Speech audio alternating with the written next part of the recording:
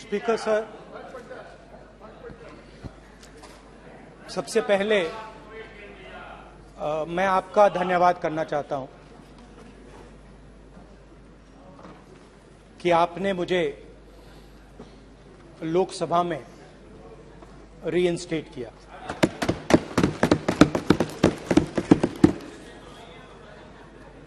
और पिछली बार जब मैं बोला तो शायद मैंने आपको थोड़ा कष्ट भी पहुंचाया, क्योंकि मैंने इतनी जोरों से अदानी जी पे फोकस किया कि जो आपके सीनियर नेता हैं शायद उनको थोड़ा कष्ट हुआ। तो वो जो उनको कष्ट हुआ,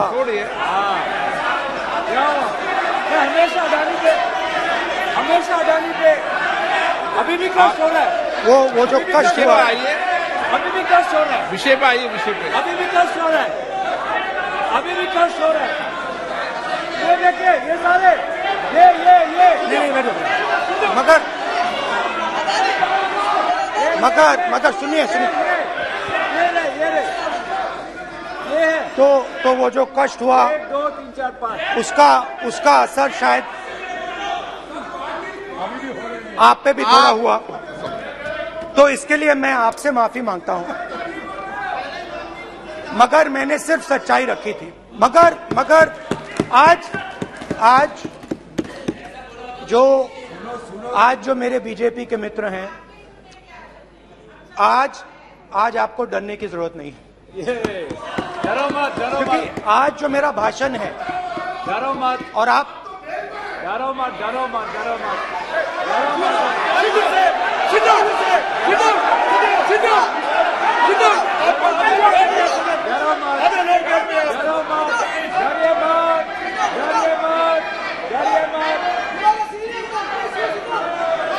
स्पीकर सर, अरे बैठो ब्रदर।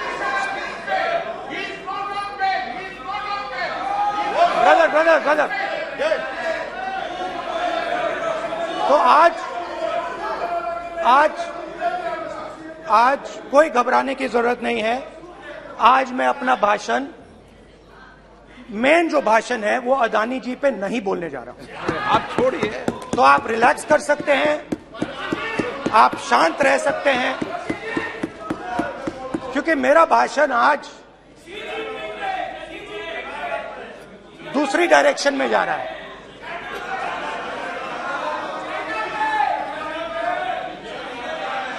रूमी ने कहा था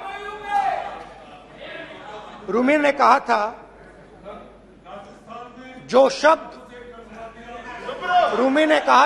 शब्द दिल से आते हैं वो शब्द दिल में जाते हैं।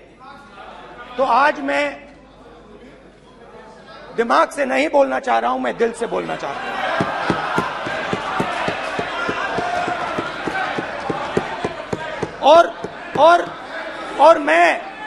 और मैं आज आप लोगों पर इतना आक्रमण नहीं करूंगा। मतलब एक दो गोले जरूर मारूंगा, मगर इतना नहीं मारूंगा। तो आप रिलैक्स कर सकते हैं। डरिए मत।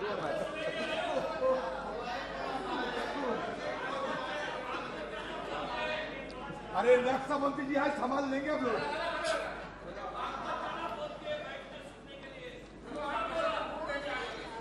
पिछले साल 130 दिन के लिए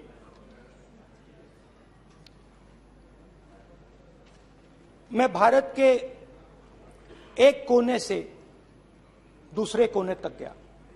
अकेला नहीं, बहुत सारे लोगों के साथ।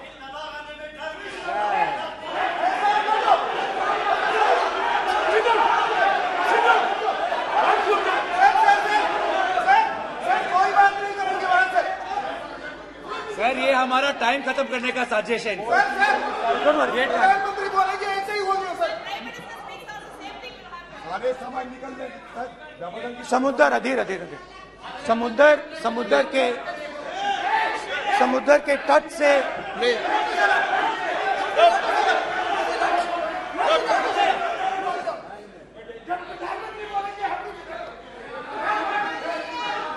माननीय सदस्य प्लीज प्लीज ऐसे धमकाने का बात की मत बोलो यहाँ पे बोलिए। हाँ प्लीज। मैं समुद्र के तट से कश्मीर की बर्फीली पहाड़ी तक चला। नहीं, लद्दाख को मैंने नहीं छोड़ा। यात्रा अभी खत्म नहीं हुई है, यात्रा जारी है और जरूर लद्दाख आएंगे, घबराइए मत। बहुत सारे लोगों ने मुझसे पूछा यात्रा के दौरान, यात्रा के बाद कि राहुल तुम क्यों चल रहे हो, क्या तुम्हारा लक्ष्य क्या है, कन्याकुमारी से कश्मीर तक क्यों जा रहे हो। और जब वो मुझसे पूछते थे, शुरुआत में मेरे मुंह से जवाब नहीं निकलता।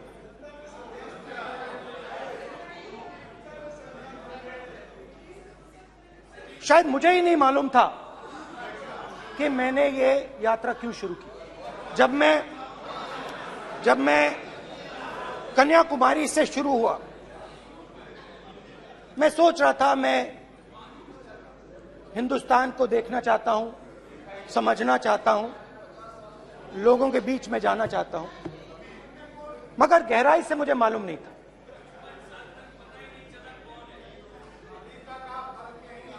थोड़ी देर में मुझे बात समझ आने लगी।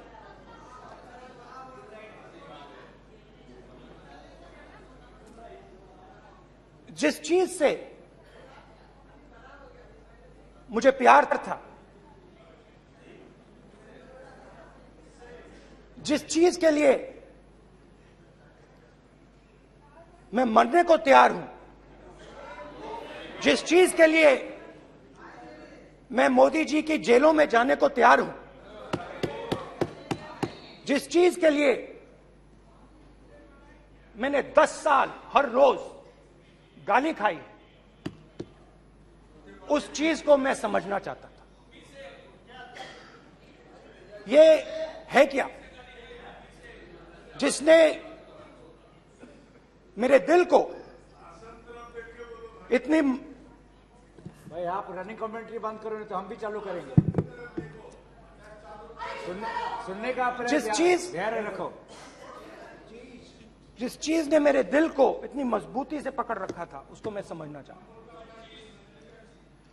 शुरुआत में जैसे मैंने शुरू किया,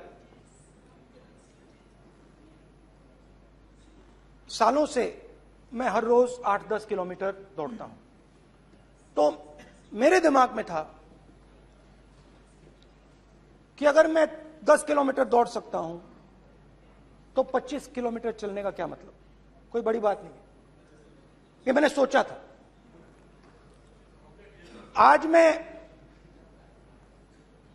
उस भावना को देखूं तो वो अहंकार था कि मैं ये कर सकता हूं, ये कुछ नहीं है। तो मेरे दिल में उस समय अहंकार था।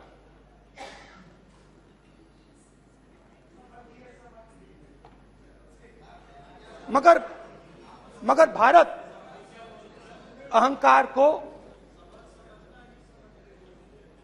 एकदम मिटा देता है, 1 सेकंड में मिटा देता है। तो हुआ क्या, 2-3 दिन में मेरे घुटने में दर्द शुरू हो गया। पुरानी इंजरी थी और जबरदस्त दर्द। हर रोज मैं उठूं और मेरे घुटने में दर्द, हर कदम में दर्द। तो पहले 2-3 दिनों में जो अहंकार था, जो मतलब भेड़िया जो निकला था, वो चींटी बन गई एकदम। जो हिंदुस्तान को अहंकार से देखने निकला था, वो पूरा का पूरा अहंकार गायब हो गया। और रोज मैं डर डर के चलूं कि क्या मैं कल चल पाऊंगा। ये मेरे दिल में डर था। और जब भी ये डर बढ़ता था, कहीं ना कहीं से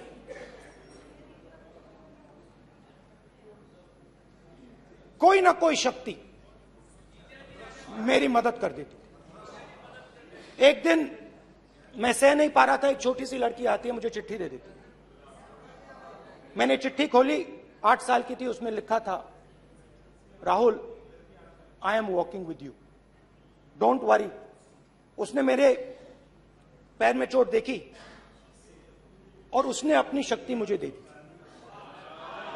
सिर्फ उसने नहीं, लाखों लोग ने। और शुरुआत में जब मैं चल रहा था, कोई किसान आता था, मैं एकदम पहले उसको अपनी बात बताता था कि आपको ये करना चाहिए, आपको इस प्रकार से काम करना चाहिए। मगर इतने लोग आए, हजारों लोग आए, कि थोड़ी देर में मैं बोल नहीं पाया। जो मेरे दिल में बोलने का डिजायर था, वो बंद हो गया। बोल ही नहीं पाया, क्योंकि इतने लोगों से बोलना था।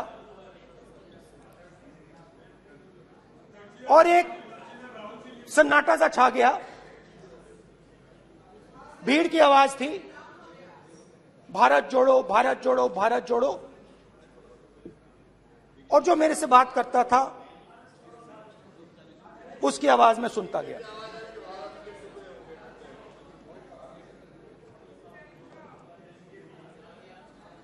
हर रोज सुबह 6 बजे से रात 7-8 बजे तक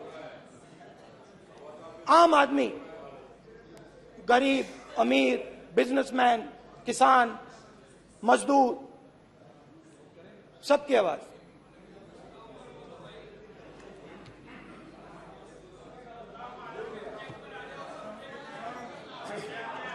आ रहा हूं। आप कल से रुके, अब थोड़ा और रुक लो, 5-10 मिनट रुक जाओ।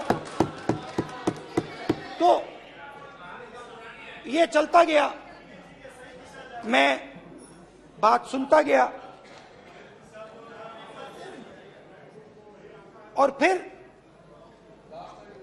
मेरे पास एक किसान आया, और किसान ने हाथ में रुई पकड़ी हुई थी, और उसने मुझे कहा, अध्यक्ष महोदय, उसने मुझे कहा, मेरी आंख में देखकर उसने मुझे अपना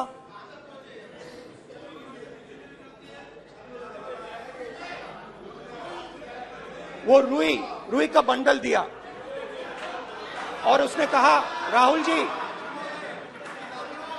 यही बचा है मेरे खेत का यही बचा है, और कुछ बचा नहीं है। मैंने उससे, जो मैं नॉर्मली सवाल पूछता था, भैया आपको बीमा का पैसा मिला, वो पूछा। बीमा का पैसा मिला, वो पूछा। और किसान ने मेरा हाथ पकड़ा। किसान मुझे कहता है कि नहीं राहुल जी, मुझे बीमा का पैसा नहीं मिला, हिंदुस्तान के बड़े उद्योगपतियों ने वो मुझसे छीन लिया। मगर इस बार बड़ी अजीब सी चीज हुई। जब मैंने किसान को देखा और वो मुझसे बोल रहा था, तो जो उसके दिल में दर्द था वो मेरे दिल में आया। जो उसके आंखों में शर्म थी जब वो अपनी बीवी से बात करता था, वो शर्म मेरी आंखों में आई। जब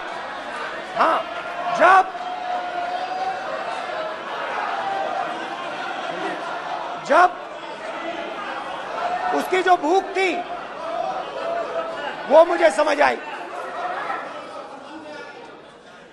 और उसके बाद यात्रा बिल्कुल बदल गई।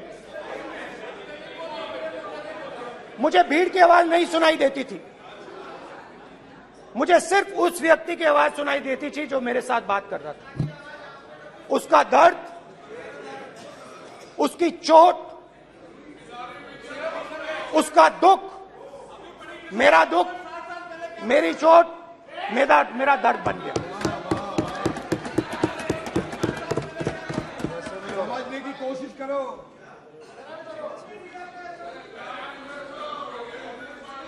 भाइयों और बहनों, लोग कहते हैं कि ये देश है, कोई कहता है ये अलग अलग भाषाएं हैं, कोई कहता है ये जमीन है, मिट्टी है, कोई कहता है ये धर्म है, ये सोना है, ये चांदी है। मगर भाइयों और बहनों, सच्चाई है कि ये देश एक आवाज है। ये देश सिर्फ एक आवाज है। ये देश, इस देश की लोगों की आवाज है। इस देश के लोगों का दर्द है, दुख है, कठिनाइयां हैं। और अगर हमें इस आवाज को सुनना है तो हमारे दिल में जो अहंकार है, हमारे जो डिजायर्स हैं, हमारे जो सपने हैं, उनको हमें परे करना पड़ेगा। जब हम अपने सपनों को परे करते हैं तब हमें हिंदुस्तान की आवाज सुनाई देती है, तब तक हिंदुस्तान की आवाज हमें नहीं सुनाई देती। अब आप कहोगे ये बात मैंने नॉन कॉन्फिडेंस मोशन में क्यों रखी? इसका क्या मतलब है कि भारत एक आवाज है, भारत लोगों का दुख है, भारत लोगों का कष्ट है, मुश्किलें हैं। क्योंकि भाइयों और बहनों,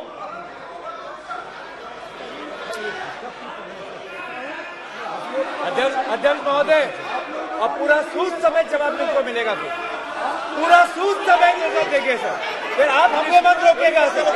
अध्यक्ष महोदय, फिर आप हमें मत रोकेगा सर। आप हमें मत रोकेगा, फिर आप हमें मत रोकेगा, आप हमें मत रोकेगा, फिर आप हमको मत रोकेगा सर। हम सब देख रहे हैं, सब सुन रहे हैं, आप हमको फिर मत रोकेगा सर। तो स्पीकर सर, भारत एक आवाज है। भारत इस देश के सब लोगों की आवाज है। और अगर हम उस आवाज को सुनना चाहते हैं, हमें अहंकार को, नफरत को मिटाना पड़ेगा। स्पीकर सर, कुछ ही दिन पहले मैं मणिपुर गया। हमारे प्रधानमंत्री नहीं गए, आज तक नहीं गए, क्योंकि उनके लिए मणिपुर हिंदुस्तान नहीं है।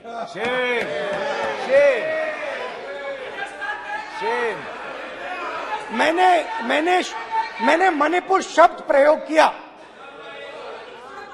मगर आज की सच्चाई यह है कि मणिपुर नहीं बचा है। मणिपुर को आपने दो भाग में कर दिया है। मणिपुर को आपने बांट दिया है, तोड़ दिया है। मैं मणिपुर में रिलीफ कैंप्स में गया। रिलीफ कैंप में आज जा रहा हूं,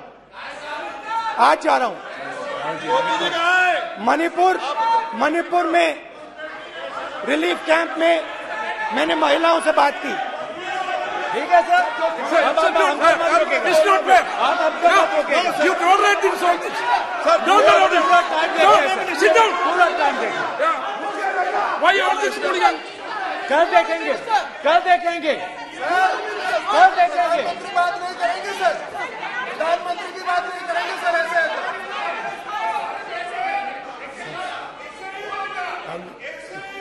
सूद समय मैं जवाब मणिपुर मिलेगा। गया और मणिपुर के कैंप्स में मैंने महिलाओं से बात की, बच्चों से बात की,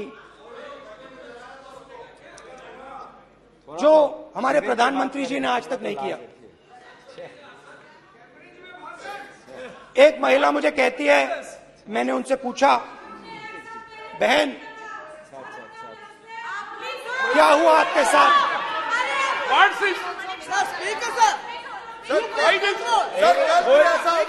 एक एक मंत्री बोल रहे हैं, एक एक मंत्री खड़े होके बोल रहे हैं, एक एक मंत्री खड़े होके ऐसे कर रहे हैं, एक एक मंत्री खड़े होंगे तो पूरे सांसद खड़े होंगे यहाँ पे, पूरे सांसद खड़े होंगे यहाँ पे। बैठे नहीं है, चुपचाप करिए, पूरे सब खड़े होंगे, पूरे सब खड़े होंगे। कल कांग्रेस पार्टी ने पूरा देश खड़ा होगा आपके खिलाफ, तो पूरा देश कल आपके खिलाफ खड़ा होगा। मैं बहुत सारी महिलाओं से बात किया, मगर मैं आपको दो उदाहरण देना चाहता हूं। एक महिला मुझे कहती है, मैंने कहा क्या हुआ तुम्हारे साथ? कहती है,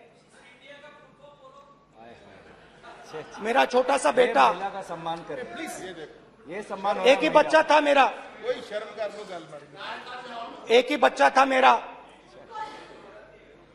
मेरे सामने, मेरे आंखों के सामने उसको गोली मारी है। मैं पूरी रात, आप सोचिए, आप अपने बेटों के बारे में सोचिए, मैं पूरी रात उसकी लाश के साथ लेटी रही। झूठ नहीं, झूठ आप बोलते हो, झूठ मैं नहीं बोलता हूं। मैं पूरी रात उसकी लाश के साथ लेटी रही और फिर मुझे डर लगा, मैंने अपना घर छोड़ दिया, जो भी मेरे पास था वो मैंने छोड़ दिया। मैंने उनसे पूछा, कुछ तो लाई होगी?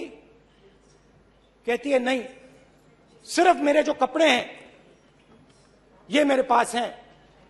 और फिर इधर उधर ढूंढती है और एक फोटो निकालती है और मुझे कहती है, यही मेरे पास अब बची है।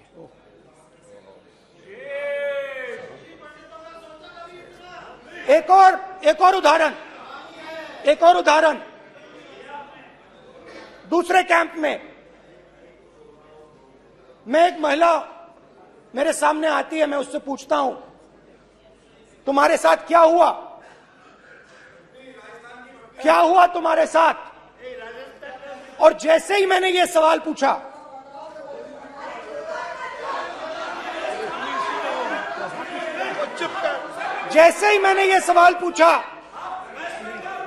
आप महिला का दर्द नहीं सुन सकते, महिला का दर्द नहीं सुन सकते, महिला का दर्द सुनने का आपका धैर्य नहीं है, महिला का दर्द नहीं सुन सकते, महिला का दर्द नहीं सुन सकते। जैसे ही मैंने उससे ये सवाल पूछा, बैठो, जैसे सर, प्लीज सर,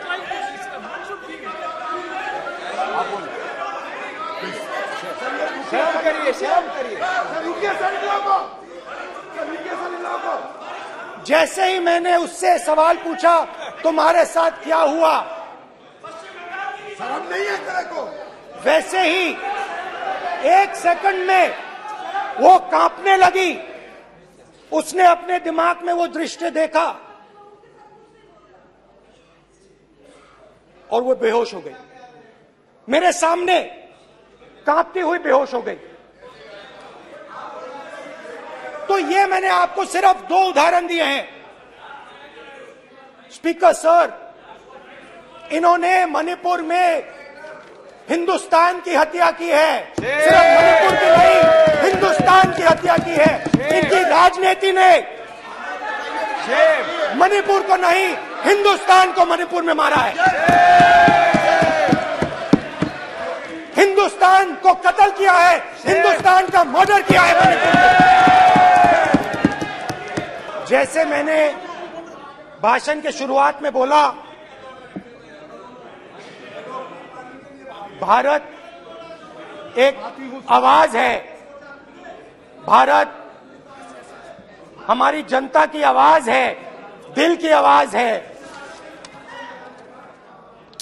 उस आवाज की हत्या आपने मणिपुर में की। इसका मतलब भारत माता की हत्या आपने मणिपुर में की।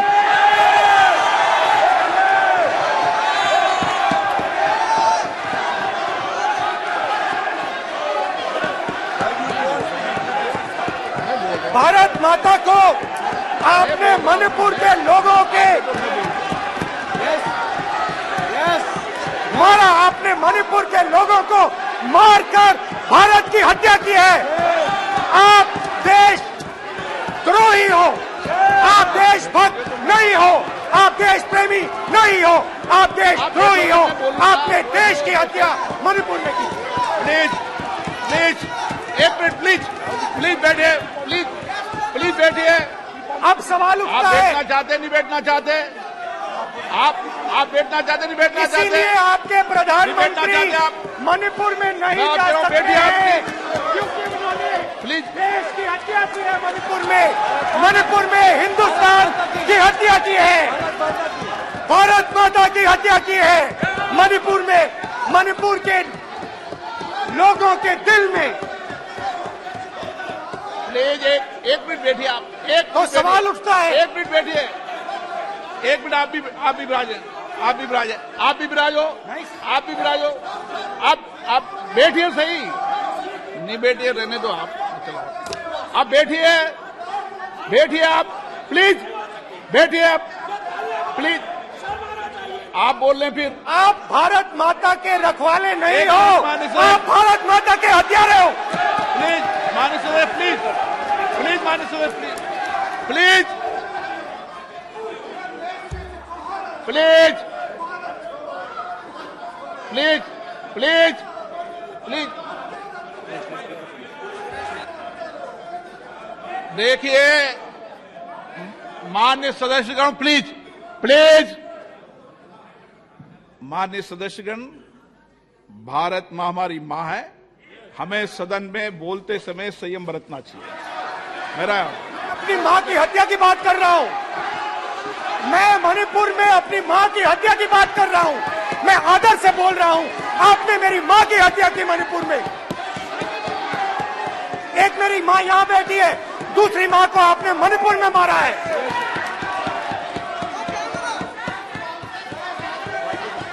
और हर रोज जब तक आप हिंसा को बंद नहीं करोगे, तब तक आप मेरी मां की हत्या कर रहे हो। हिंदुस्तान की सेना मणिपुर में एक दिन में शांति ला सकती है, हिंदुस्तान की सेना का आप प्रयोग नहीं कर रहे हो, क्योंकि आप हिंदुस्तान को मणिपुर में मारना चाहते हो।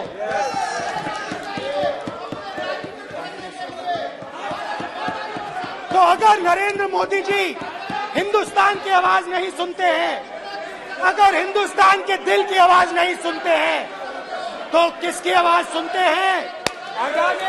दो लोगों की आवाज सुनते हैं। किसकी आवाज सुनते हैं?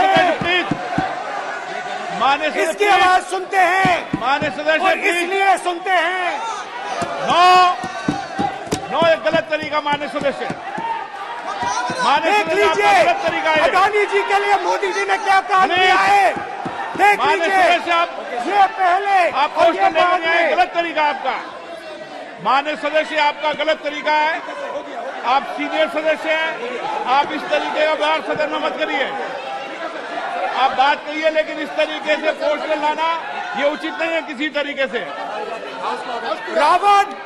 रावण दो लोगों की सुनता था। रावण दो लोगों की सुनता था, मेघनाथ और कुंभकर्ण। वैसे ही नरेंद्र मोदी दो लोगों की सुनते हैं, अमित शाह और अडानी। भाई और बहनों, लंका को हनुमान ने नहीं जलाया था, लंका को रावण के अहंकार ने जलाया था। प्लीज माननीय सदस्य, आप संयमित बोले। आप ये सदन है, आप तरीके से बोलिए। माननीय राम ने रावण को नहीं मारा था, रावण के अहंकार ने रावण को मारा था। आप पूरे देश में केरोसिन फेंक रहे हो, पूरे देश में आप केरोसिन फेंक रहे हो। आपने मणिपुर में केरोसिन फेंकी, आपने चिंगारी लगा दी। अब आप हरियाणा में कर रहे हो, पूरे देश को आप जलाने में लगे हो। आप पूरे देश में भारत माता की हत्या कर रहे हो। धन्यवाद स्पीकर।